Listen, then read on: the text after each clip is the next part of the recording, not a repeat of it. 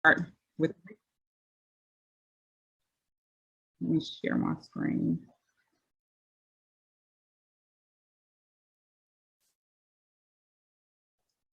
All right, now that's not how I want to share it, but home and slideshow from the beginning. All right, let's go. I'll get this out of here. So we're recording. All right, so my name is Dr. Naima Burgess. I was raised in North Carolina, and I've been providing services for people on the spectrum for about 2 decades. I've been a school psychologist since 2006, and I just came in. You know, it's a calling. It's a calling to understand children on the spectrum. So I have my master's degree and people on the spectrum. It's a continuum, right? It happens, you know, in the early years, and then it follows a person throughout life, and hence the reason why we are talking about puberty, autism and puberty. I have my master's degree in school psychology. I have a doctorate in clinical psychology. I have a postdoctorate degree, certification, board certified in neuropsychology. And I also provide neurofeedback and neurostimulation. I just knew that there was more to understanding the brain and what's happening, and medication is not the way. And I don't believe that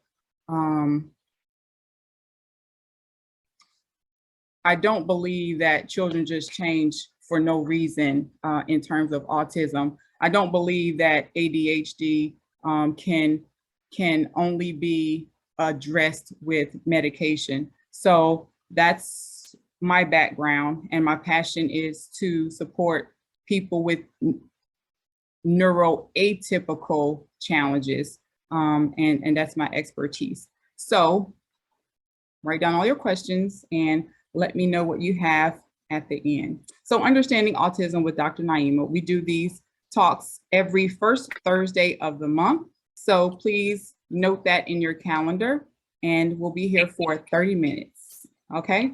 So parents are really coming to, autism is growing.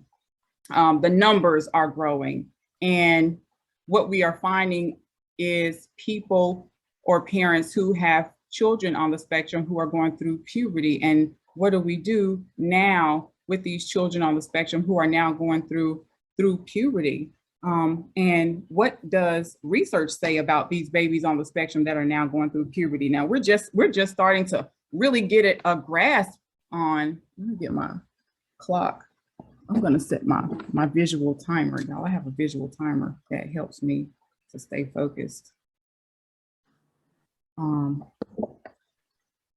We're just now getting a grasp, or the public is just now grasping onto a little bit of understanding autism and diagnosing autism. And then last month we talked about the difference in girls. How do you, and why was it that boys were more so diagnosed? Because before we thought that it happened in boys, but really what we're seeing is that girls have gone under the radar. So now, since autism has grown, we see more babies that are developing. And how do we help these babies, and what's happening with these babies during puberty? There's not really much research right now with puberty, but I do get a lot of children that I'm evaluating in their teenage years. All right, so our babies on the spectrum, they have these challenges too. And so like with the brain of a person on the spectrum, they have a hard time piecing parts together. So with puberty, these changes hit them extra hard, especially because they have a hard time understanding what's happening. And this increases their aggressiveness, and it causes them to escalate in self-harming behaviors. So we do have children on the spectrum engaging in sometimes sometimes they want to commit suicide. So these are some of the things that my office is dealing with at this moment. Other teens with autism might understand what's happening, but have a hard time because they know what they are missing out on. So they know that their friends are going through these things, and they know that they're making progress, but they don't know how to make the progress themselves. They don't know how to express their emotions. They don't know how to address these concerns with their parents or with their peers. Children with autism, they don't really get prepared for puberty as much as children who are not on the spectrum, because for so long they've been trying to catch up socially, they've been trying to catch up emotionally, and around the board they've been trying to catch up in academics, within their families. And I have this one young lady who I'm seeing.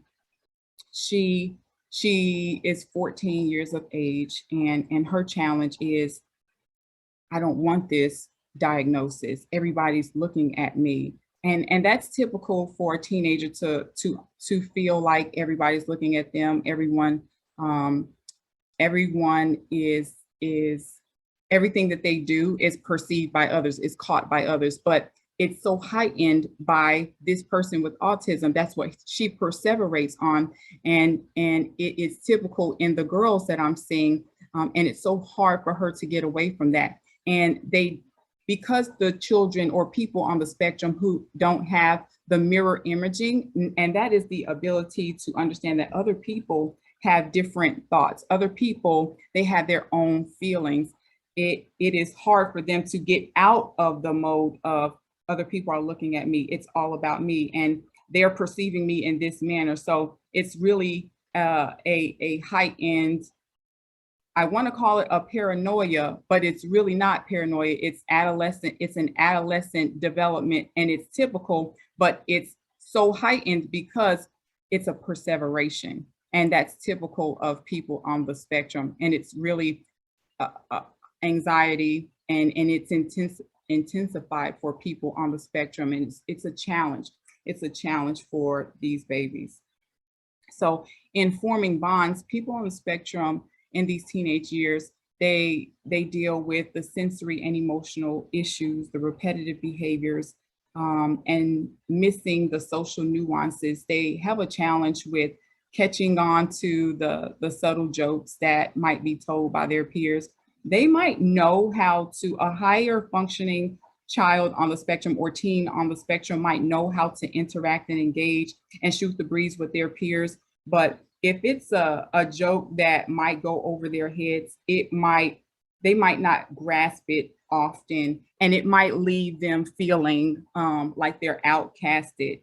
And this makes it especially hard for them to mature. And then sometimes sexually, they have a hard time with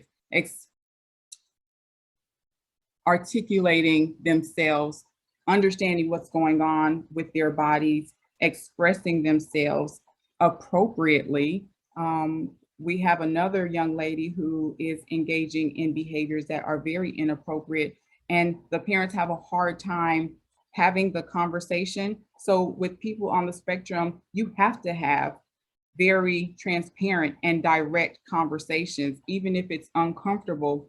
And also forming friendships and dating is a challenge, because it's important to help these teens figure out the correct social cues to be able to form appropriate relationships. And you really have to have very discreet examples. It's good to have very direct conversations, and you have to hit them consistently. You have to be open to having awkward conversations with your child or the person that you're working with. You just have to get used to it. You have to get used to it. It has to be everyday talk, because let me tell you something, if you don't have the conversation with them, it's going to be had, or they're going to be engaging in behaviors that are not going to be healthy, and it's going to be something that is going to get them into trouble. Mental illness is big in our teens on the spectrum. Depression, anxiety, eating disorders are very common with these children on the teens on the spectrum, and heightened risk for seizures and cognitive setbacks. So there's a study that says that people on the spectrum have two neuro hits. So it's at in their early years, and then also during puberty in their teenage years. So in their teenage years, this is a time where their feelings they're not feeling like they belong. And this is enhanced, and it's enhanced. And I believe it's enhanced because of their perseveration and the time where teens are feeling like everybody is looking at me and it's all about me at this time. So it's that thought process is typical, it's developmentally typical, but the perseveration is typical of children on the spectrum. So I believe that being enhanced is because of that right there. Social communication is also a huge missing piece that's especially needed during this developmental stage, and learning how to have conversations, the ebb and flow of conversations. What I find in a lot of teens on the spectrum, they will perseverate on what their interests are, and they have not yet learned how to ask other people about their interests. And so in order to build and maintain relationships, they have to have role playing in how to find out about other people. And if you're not interested in that thing about that person, why not find one thing, teach them how to find one thing about that thing that is of interest to their friend, and hold on to that, and teach them how to maybe set a timer in their mind or on their phone, and let them talk for 30 seconds, and then give them their friend 30 seconds to talk, and then go back and forth with the exchange. They need to understand how to go back and forth in conversation, because typically people on the spectrum have a one-track mind and focus on what their focus is, and they have a hard time understanding that other people have interests as well. And other people, if they're not being heard, they're not going to want to hang out with them. And that's what they are running into in these teenage years. They're not able to build these strong bonds with their friends.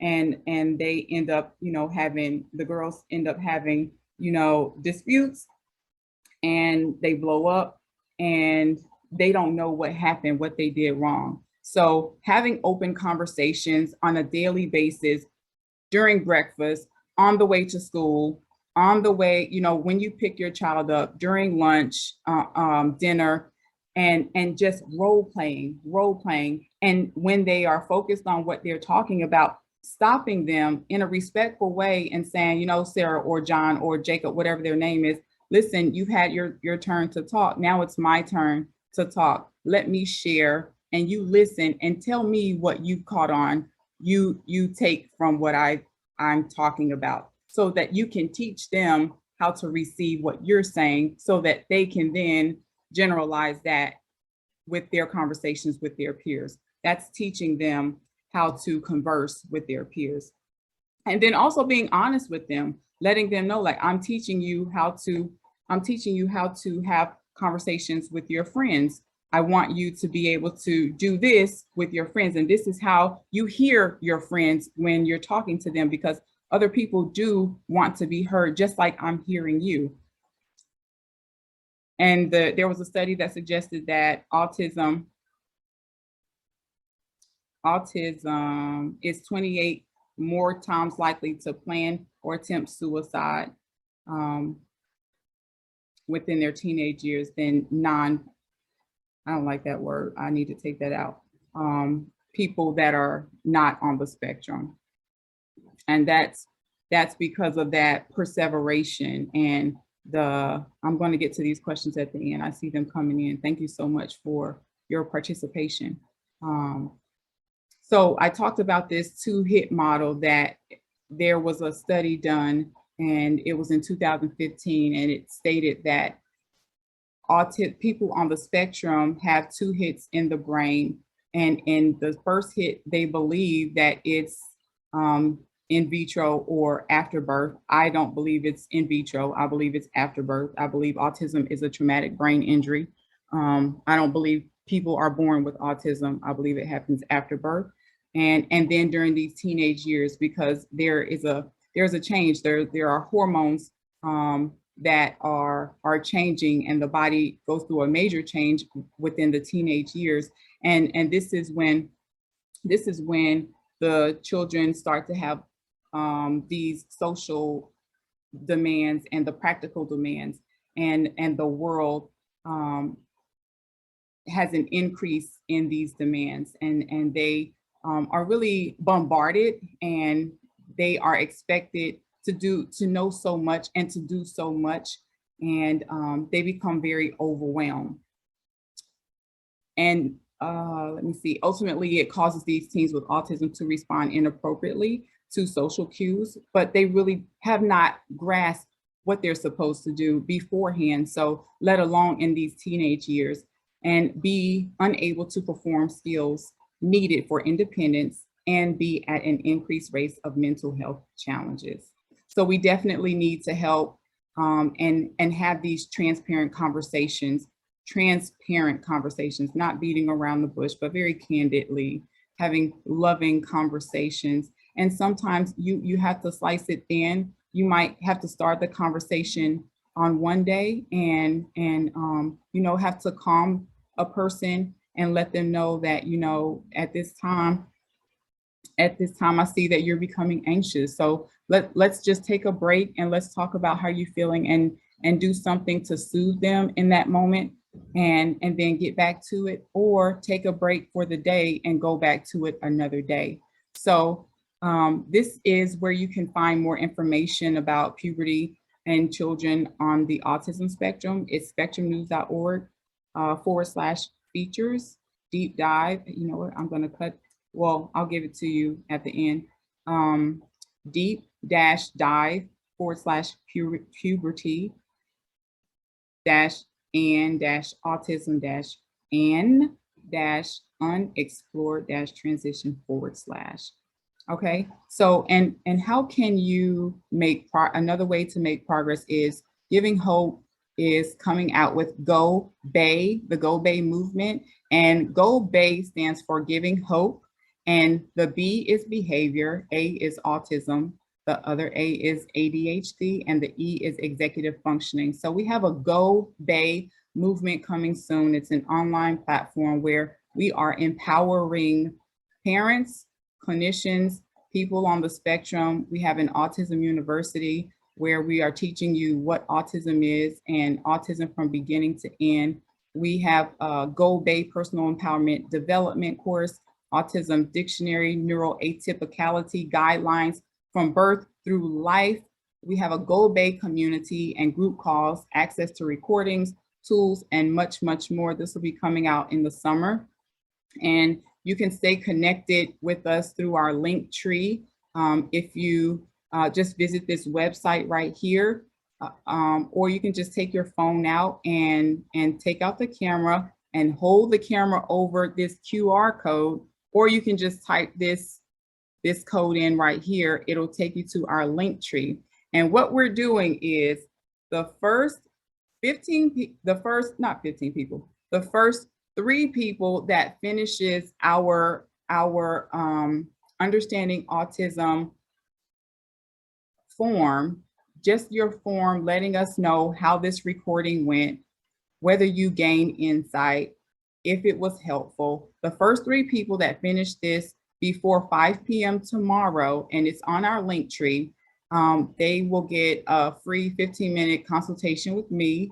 We can schedule it based on your schedule. And the first 15 people, I keep saying 15 people, the first 3 people that complete this by tomorrow at 5 p.m. Eastern time, I'll even say 5 p.m. West Coast time, because I don't know where people are. So 5 p.m. West Coast time tomorrow, the first 3 people that finishes the Understanding Autism form, our survey, it's at our link tree. just either type this code in right here, this URL right here, or take out your phone and the camera, or your camera and the camera, and put it over this code, and the link tree will pop up, and just touch that and it'll take you to our link tree. And just fill out the form. Your name and your telephone number and email address will go on there, and we'll be able to contact you regarding that. So please do that. We also are accepting donations. So we provide therapy for children on the spectrum and ABA therapy. So a lot of parents are not able to pay the copay with 10 hours of therapy a week. So that's something that you can help with, and that's our Cash App if you feel compelled to give. And that is all. I thank you so much for your time. I'm going to stop sharing, and I am going to open up the call, and I pray that we have, you know what, if you have a question, you can just let me know. Let me see.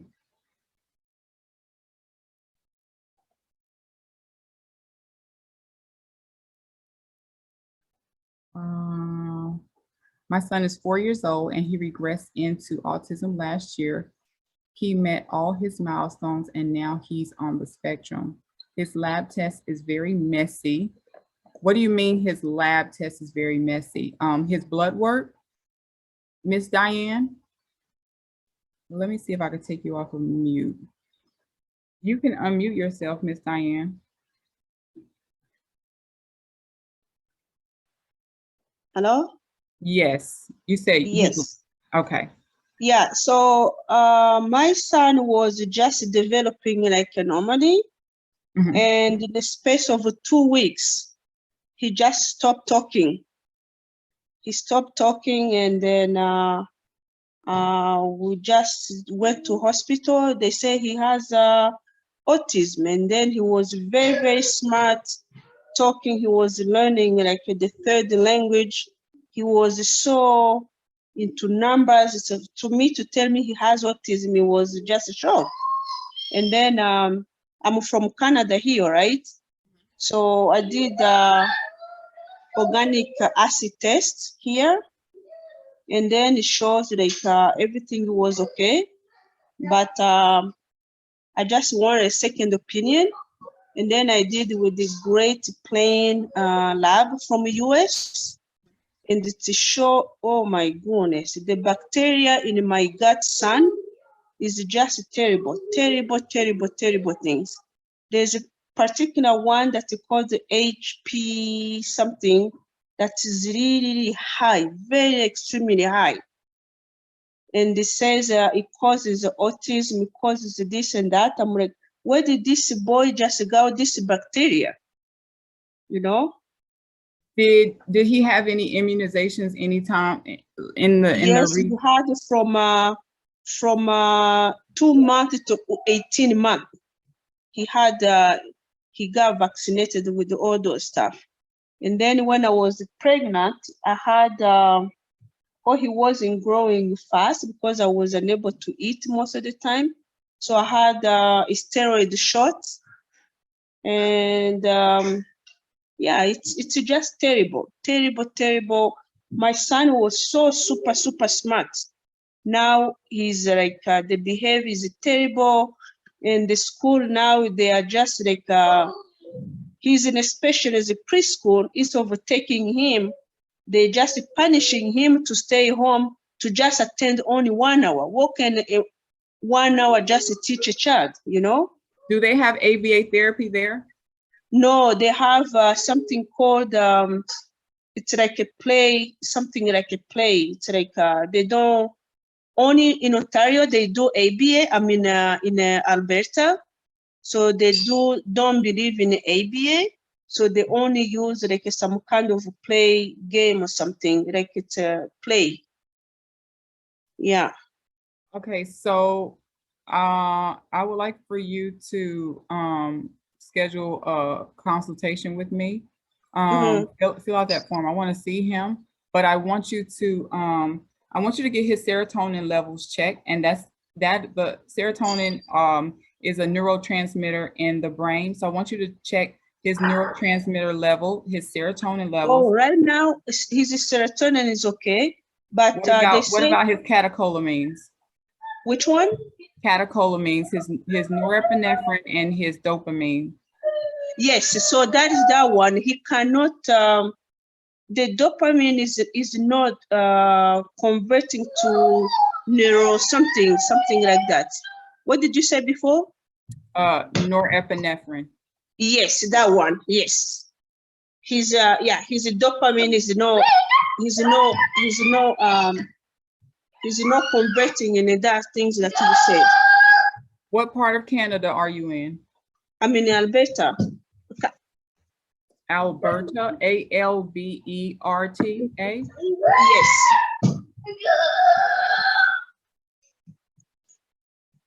And there's, I'm going to look into ABA therapy there. So in Canada, the whole country is receiving supports, right? In terms of insurance. No, we actually the way it works, like for example, the lab test, like from a Great Plains, what they suggested, they say I should give him antibiotics. And then when I asked the family doctor, she refused. When the pediatrician refused as well, because it was like it's a second opinion, right? It's not them who ordered that. So what I did, I just did my research. So I'm giving him a probiotic, something. That's what they suggested actually. And then there's this product from US as well. It's called Okay, Miss Diane, I'm so sorry. I'm gonna let's continue this talk at another time. Please schedule time to talk to me. I want to open up the floor for other people. I think we need a little bit more time to talk. Yes, yes. Thanks so much. Okay, it's my pleasure. Yes, yes. Thanks so much. Yeah, I will. It's my pleasure. Bye. Okay, does anybody else have any questions? Can you hear me? Yes, I can hear you. Okay, this is Michelle Brown. First, I want to apologize. Whoever was doing all that stuff in there hacked me and was saying things in the chat box that I was not saying. I have an autistic son, so there's no way I would say the things that whatever was going on in there. My question is, my question is there a link between autism and gender dysphoria in the teenage years, because they have such a hard time making those relationships happen and or questioning their sexuality a little more in a different kind of thought process and plane. That just recently kind of came up because my child is very much feeling that the dysphoria of the gender as well as dysphoria of the body, and I'm still just beginning to figure that out. Okay, so has it happened since they were a younger child? No. Okay, so what I would do is have them understand, help them to understand what they're feeling by asking them, what exactly are you feeling, and what like where are you feeling it at? Like ask them where, like to point to where they're feeling it at. Okay. And they might not be able to explain it every single time. It might be very uncomfortable, and let them know, listen, baby, this is going to be very uncomfortable. It's uncomfortable for me. But it's going to be uncomfortable, but these are the talks that you're going to have. But dysphoria, gender dysphoria usually happens in the early years. And it doesn't just happen like that. So what are they exposed to on social media? What are they exposed to in their class? And we're going to get cut off. If you want to schedule some more time with me, please do. But what are they exposed to in social media? What are they exposed to on YouTube? You have to be aware of what your babies are exposed to on the internet. Okay. Yeah, he's high functioning. He's very, very mild on autism spectrum, but still has. But have the talk. What are you, and candidly, candidly, like, Okay. are you interested in girls? What do you think about when you see girls? How does your body feel? It's going Okay. to be uncomfortable, but have the talk with them, because if